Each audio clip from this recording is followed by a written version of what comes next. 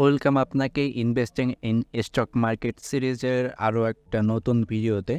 তো এই ভিডিওটাই আমাদের এই সিরিজের শেষ ভিডিও হবে এবং এই ভিডিওটাই আপনি জানতে পারবেন যে আপনার জন্য বেস্ট স্টক কোনটা এবং কোন স্টকটা আপনি যদি চুজ করেন বা ইনভেস্ট করেন ওইটা সবথেকে ভালো হবে। তো ফার্স্ট অফ অল আমরা এখানে কিছু টেকনিক্যাল অ্যানালাইসিসও দেখব, প্লাস আমাদের কিছু যে মানে নলেজ আছে এগুলোও, মানে পার্সোনাল যে নলেজ আছে এগুলোও আর কি কাজে লাগাবো। তো ফার্স্ট অফ অল আমরা গুগলে আসবো, গুগলে এসে সার্চ দেবো স্টক নাও। তো এইটা থেকে আমরা সকল অ্যানালাইসিস বা যত ধরনের সব কিছু আছে সবগুলো করতে পারবো। তো এখন যদি আমি একটু বলি, আপনি যখন কোনো স্টক চুজ করবেন, লাইক আপনি ইনভেস্ট করবেন, তো আপনি কোনটায় ইনভেস্ট করতে আপনি বেশি ইন্টারেস্টেড হবেন? যে কোম্পানির বিষয়ে আপনি ভালো জানেন সেই কোম্পানির মানে স্টকগুলাই কিন্তু আপনি ইনভেস্ট করে বেশি ইন্টারেস্টেড হবেন, তাই না? তো এখন আমি যদি বলি, আপনার আশেপাশে একটু খেয়াল করুন। আশেপাশে যদি একটু খেয়াল করেন, আপনি কোন ব্র্যান্ডের জিনিসপত্র ইউজ করতেছেন? সাপোজ আপনি বাটার শু ব্যবহার করতেছেন। তো এখন আপনি বলতে পারেন যে বাটার সার্ভিস ভালো, কিংবা বাটার যে শুগুলো আছে সেগুলো অনেক ভালো, এই কারণেই আপনি বাটা ইউজ করতেছেন। তাহলে আপনি বাটা ইনভেস্ট করতে পারেন। তো এরকমভাবে আপনি 4-5টি স্টক প্রথমে চুজ করুন। আমার দিক থেকে বলছি যে আপনি 4-5টি স্টক, 4-5টা কোম্পানি আর কি চুজ করুন, যেটা আপনার মতে তাদের প্রোডাক্টগুলো অনেক ভালো অ্যান্ড আপনি নিজে ইউজ করতেছেন, অ্যান্ড ওইটা থেকে আপনি একটা ভালো সার্ভিস পাচ্ছেন, মোটামুটি সহজ কথায় বলতে গেলে। তো তারপরে আমাদের এইখানের কাজটা হবে স্টক নাওতে এসে। আচ্ছা, যখন আপনি এই যে স্টক নাওতে আসবেন তখন এরকম একটা উইন্ডো পাবেন বা এরকম একটা ড্যাশবোর্ড আর কি দেখতে পাবেন। তো এইখানে আপনারা কী কী জিনিস দেখতে পাচ্ছেন, মানে এইখানে আপনি মানে প্রতিদিনের যে ডিটেলসটা ওইটা দেখতে পারবেন। এইখানে আমাদের কতগুলো শেয়ার ট্রেড হয়েছে এটা আমরা দেখতে পাচ্ছি, ভলিউম লাইক কত টাকার আর কি এখানে হয়েছে সেটা আমরা দেখতে পারতেছি। দেন এখানে ভ্যালু, ঠিক আছে, এইগুলো দেখতে পাচ্ছি। অ্যাডভান্স মানে কতগুলা শেয়ার আর কি আপ হয়েছে আজকে, আর কতগুলা ডাউন গেছে সেইটা, আর কতগুলা আনচেঞ্জ রয়েছে এগুলো আমরা দেখতে পারবো। তো এই সকল বিষয় কিন্তু আমাদের অত বেশি ইম্পর্টেন্ট নাই, এখানে অনেক বিষয় আছে যেগুলো আপনি চাইলে দেখতে পারেন, কিন্তু আমাদের এগুলো তো বিষয় না। আমরা এখন দেখার চেষ্টা করব কোন স্টকটা আমরা ভালো। আমরা তো আশেপাশে 4-5টা স্টক চুজ করছি, এখন আমাদের দেখতে হবে যে কোন স্টকটা ওইটা সত্যি ইনভেস্ট করা যায় কিনা। তো সাপোজ এখানে আমি নিলাম যে বাটা। সো আমি সার্চ বক্সে এসে যদি সার্চ দেই বাটা, দেখেন বাটা শু চলে আসছে। এখন আমি এইটাই এন্টার করব। ওকে, তো আমরা বাটার যখন স্টকটায় এন্টার করব তখন আমরা কিছু ডিটেলস দেখতে পাবো। এইখানে যে চার্টটা আছে এটা আমাদের দরকার নাই আপাতত। দেন আমরা এখানে কিছু ডিটেলস দেখতে পাচ্ছি, এগুলো আর কি দেখব।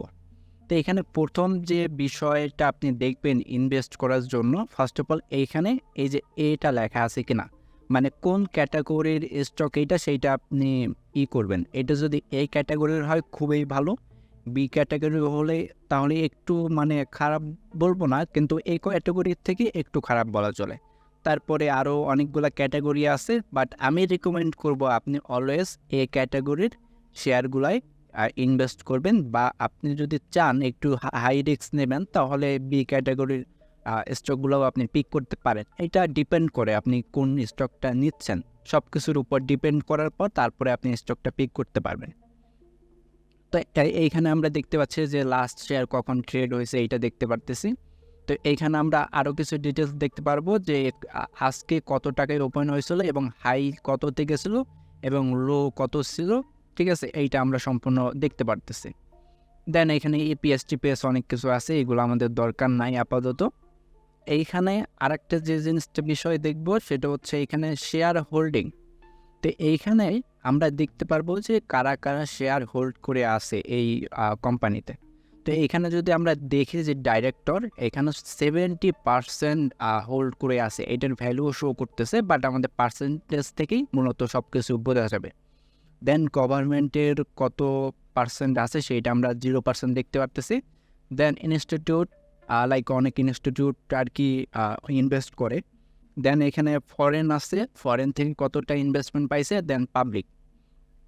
তো এইখানে আপনারা কিছু জিনিস দেখবেন, যদি এই যে ডাইরেক্টর ডাইরেক্টর বলতে ওই কোম্পানির যারা হচ্ছে বড় বড় পজিশনে রয়েছে কিংবা ফাউন্ডার, এদের শেয়ারটা যদি বেশি হোল্ড করে থাকে, তার মানে তারা কোম্পানির উপর বিশ্বাস করতেছে, এই কারণে তারা স্টকটা ধরে রাখছে, এই কারণে তারা সেল দিতেছে না।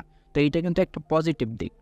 সেকেন্ড আরেকটা হচ্ছে যদি গভর্নমেন্ট এটা কিনে রাখে, তাহলে গভর্নমেন্টেরও আছে যে ভরসা আছে এই কোম্পানিটা আর কি অনেক দিন টিকবে। তো এই কারণে গভর্নমেন্টও কিনতে পারে। অ্যান্ড ইনস্টিটিউট কিনলে সেটাও খুব ভালো, অ্যান্ড ফরেন কিনলেও সেটাও মোটামুটি ভালো বলা চলে আমাদের। দেন এখানে দেখবেন যে পাবলিকে কতটুকু আছে। পাবলিকের যদি কম থাকে সেইটা বেটার, কিংবা আপনি মূলত এখানে যে জিনিসটা আমাদের দেখতে হবে সেটা হচ্ছে ডাইরেক্টরের কত পার্সেন্ট। ডাইরেক্টর অ্যান্ড গভর্নমেন্ট এই দুইটা যদি অনেক বেশি থাকে তাহলে আপনি এই শেয়ারটা পিক করার দিকে ভাবতে পারেন। অ্যান্ড পাবলিকে এইটা কত পার্সেন্ট রয়েছে আমাদের দেখার দরকার নেই। এরপরে আমাদের এইখানে আরেকটা জিনিস দেখতে হবে, এখানে কোয়ার্টার দেখাচ্ছে। কোয়ার্টার বলতে 3 মাসে একটা কোয়ার্টার করে যায়। এখানে আমরা দেখতে পারতেছি যে এই যে থার্ড কোয়ার্টার Q3 লেখা আছে 9 মান্থ। দেন হচ্ছে এখানে আমাদের অ্যানুয়াল রিপোর্ট দেওয়া আছে 2023 সালের।